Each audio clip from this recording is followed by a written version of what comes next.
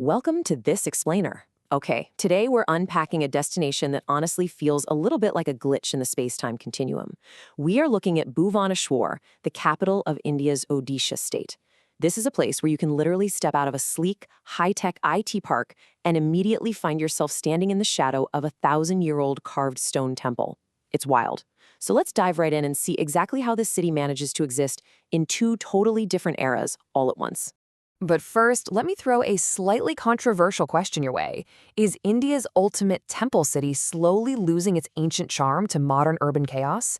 It's a completely valid thing to wonder about, especially given the growing pains this rapidly expanding smart city is currently facing. Today, we're going to look at the spectacular, ground-level reality of Bhubaneswar, the awe-inspiring highs, the practical logistics, and, yes, the everyday urban challenges you need to know about.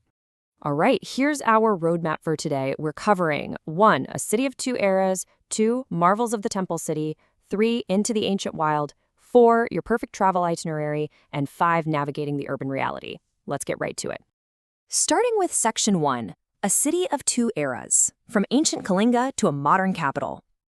The sheer contrast in this city is absolutely fascinating. On one side, you've got the soul of the ancient Kalinga Empire, with a heritage that stretches back over 3,000 years. We're talking about a massive, powerful kingdom of antiquity. But on the flip side, the modern city of Bhubaneswar as we know it today, it didn't actually exist until 1948. Along with Chandigarh and Jamshedpur, it was actually one of modern India's very first planned cities, mapped out by German architect Otto Königsberger and Prime Minister Jawaharlal Nehru. So it's essentially an ancient religious hub dropped squarely into a mid-20th century grid. Let's quickly trace how we actually got here. Way back in the 3rd century BCE, this area was the site of the infamous Kalinga War. You know, the incredibly bloody conflict that famously caused Emperor Ashoka to renounce violence and embrace Buddhism. Fast forward a bit to the 11th century, and the region is absolutely thriving, which gives us the construction of monumental Hindu structures, like the Lingaraj Temple.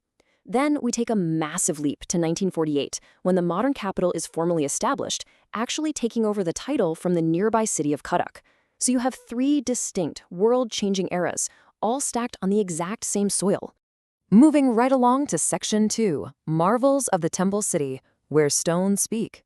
Fun fact, at one point in history, conservative estimates say over 1,000 temples lined these streets.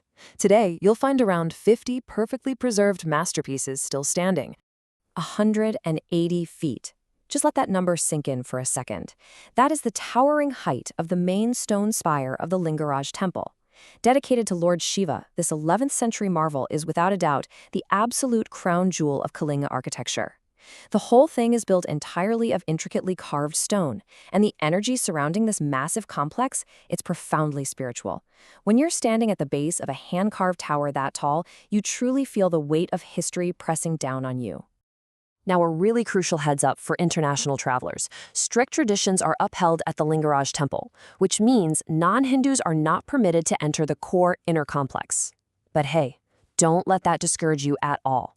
There is a specifically designated historic viewing platform just outside the walls. This elevated spot gives you an absolutely spectacular, totally unobstructed view of that 180-foot tower and the surrounding temple grounds. You definitely won't miss out on the majesty of the architecture. Beyond Lingaraj, your itinerary absolutely has to include these 2 architectural gems. First up is the Muktaswara Temple, an incredible 10th century masterpiece. It's most famous for its torna, which is this magnificent, heavily ornate arch stone gateway. It's a bit smaller than Lingaraj, but the craftsmanship is so precise, it's often compared to a finely cut jewel. Then you've got the Rajarani Temple. This one is super unique because it's built from this striking red and gold sandstone. And, unlike the others, it actually doesn't have an active presiding deity inside. It's set right in the middle of these beautiful, manicured green lawns, making it an incredibly peaceful spot to just sit and admire the carvings. Okay, shifting gears a bit to Section 3, into the ancient wild, caves and conservation. Because Bhubaneswar isn't just about temples. It has some incredible natural and ancient historical sites too. Picture this. Just a few kilometers from the bustling city center, 2 hills rise abruptly from the landscape, Udayagiri and Kandaigiri.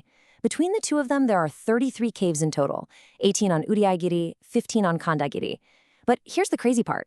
These aren't natural formations. They were painstakingly hand-carved out of solid rock way back in the 1st century BCE to serve as multi-story stone apartments for Jain monks.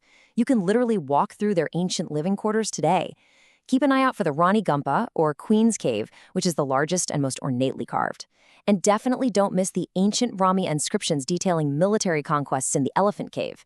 Plus, if you hike up Khandagiri, the panoramic view of the modern city from the top is just fantastic. And speaking of the wild, you absolutely cannot miss the Nandankanan Zoological Park. The name literally translates to the Garden of Gods, and it lives up to the hype. This is India's second largest zoo, sprawling across a massive 990 acres of lush forest. It's world-renowned for its highly successful captive breeding program for white tigers. But honestly, the best part? The immersive bus safaris. You hop into an air-conditioned, wire-meshed bus and drive directly into these massive enclosures to see tigers, lions, and bears up close out in the open. It is a brilliant half-day adventure, especially if you're traveling with kids. All right, moving right along to Section 4, your perfect travel itinerary. How do you actually pull this trip off and maximize your visit? Let's start with just getting there. Look, unlike a lot of sprawling Indian megacities where the airport is like an hour or more away from the action, Bhubaneswar is incredibly accessible. The Biju Patnaik International Airport is a mere 6 kilometers from the city center, and the main railway station is just 5 kilometers away. You can literally step off your plane or train and be standing in front of a 1,000-year-old temple in under 20 minutes. From a logistical standpoint, it is a traveler's dream. So, how much time do you actually need? Well, while 2 or 3 days is ideal to see it all at a relaxed pace, if you are pressed for time, a one-day express itinerary works perfectly. Here's what you do. Start early, like 6:30 or 7 a.m. early. Hit the temples first to beat both the intense midday heat and the crowds. Then, by the afternoon, head out to explore the ancient caves or take that safari at the Nandankanan Zoo. Finally, as the sun sets, wind down your day with an evening of shopping and grabbing dinner at Ekamra Khetra. And speaking of Ekamra Khetra, no trip is complete without diving into the local culture and supporting indigenous artisans. On the shopping front, you want to keep an eye out for stunning Sambalpuri handloom saris, incredibly intricate Pachachitra paintings, and their famous, delicate silver filigree work. And the food. Oh, you have to try the food. Make sure you order dalma, which is this really hearty, comforting lentil and vegetable dish. For street food, hunt down dahi bara aloo dam. It's a spicy, tangy local favorite that will blow your mind. And for dessert, treat yourself to chena poda.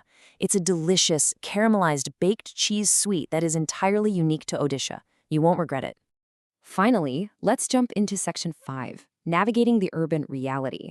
Because if you're seriously planning a trip, you need the full picture, not just the glossy postcard version. Like we mentioned earlier, Bhubaneswar is a fast-growing, smart city, and with that rapid growth comes some pretty significant growing pains. For one, the city struggles with severe waterlogging during the monsoon season due to inadequate drainage. The massive surge in population has also led to major traffic congestion and acute parking shortages, especially if you're trying to navigate the older, narrower parts of town near the temples. Plus, there's a visible challenge with rapid, unplanned slum expansion as the city's infrastructure desperately tries to keep pace with its booming population. It's really important to be aware of these urban realities when you're planning your local transit. And from a purely accessibility and convenience standpoint, you'll want to keep these constraints in mind. Temples like Lingaraj have a very strict ban on electronics, meaning absolutely no phones or cameras inside, and no leather items either. You'll just have to use the lockers outside. Also, at the ancient caves of Udayagiri and Khandagiri, expect steep, uneven, and sometimes rocky climbs. This can be very difficult for elderly visitors or anyone with limited mobility. And lastly, the summer heat and humidity from April to June are downright punishing. If you do visit during the summer, utilize the golf carts they have available at the zoo, stay heavily hydrated, and for sure stick to early morning sightseeing.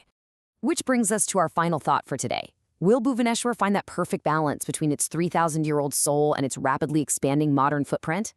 It really is a city caught beautifully between honoring its majestic, ancient past and racing toward a high-tech future.